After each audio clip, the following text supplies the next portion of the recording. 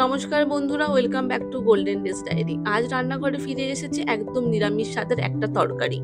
প্রথমেই আমি ছোলার ডাল আর কাবলি ছোলাগুলোকে 7-8 ঘন্টা ভিজিয়ে রেখেছিলাম। তারপর একটা প্রেসারের মধ্যে ছোলার ডাল, কাবলি ছোলা আর দুটো গোটা আলু, তার মধ্যে হলুদ নুন অ্যাড করে সেদ্ধ বসিয়ে দেবো। এখানে 3 থেকে 4টে সিটি হলেই আমরা নামিয়ে নেবো। খুব বেশি সেদ্ধ করলে কিন্তু এটা একদম গলে যেতে পারে।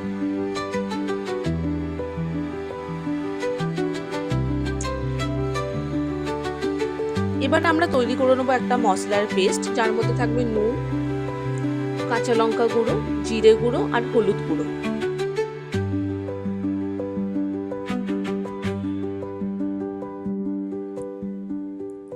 এর পাশাপাশি আমরা একটা পেস্টও বানিয়েছি, যেটাতে শুধু আছে আদা আর কাঁচা লঙ্কা। যেহেতু নিরামিষ রান্না, তাই আদা তো দিতেই হবে। এবার কড়াইয়ে তেল গরম করে শুকনো লঙ্কা, তেজপাতা, পাঁচফোড়ন আর একটু হিং দিয়ে দেব। নিরামিষ রান্না কিন্তু হিং দিলে স্বাদটা বরাবরই একটু বেশি হয়ে যায়।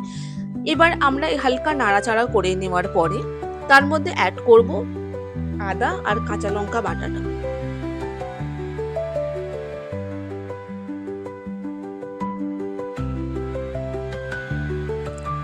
আবারও কিছুক্ষণ নাড়িয়ে চাড়িয়ে নিয়ে মশলার পেস্টটা এর মধ্যে দিয়ে দেব। হালকা তেল ছাড়া শুরু করলে দিয়ে দেবো টমেটো কুচি।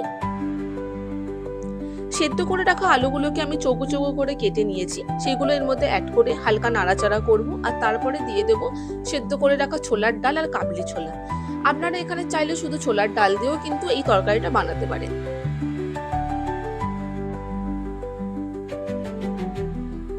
মশলার সাথে ভালো করে সমস্তটা মিশিয়ে নিয়ে আমরা দিয়ে দেবো অল্প একটু গরম জল আর ঢেকে দেবো হালকা আর একটু সেদ্ধ হওয়ার জন্য। এর পাশাপাশি আমরা কয়েকটা লুচি ভেজে নেব। এই তরকারিটা গরম গরম লুচি বা পরোটার সাথে খুব ভালো লাগবে খেতে। আপনারা চাইলে যে কোনো নিরামিষ দিনে বা পুজোর দিনে এটা বানিয়ে প্রিয়জনদের খাওয়াতে পারেন।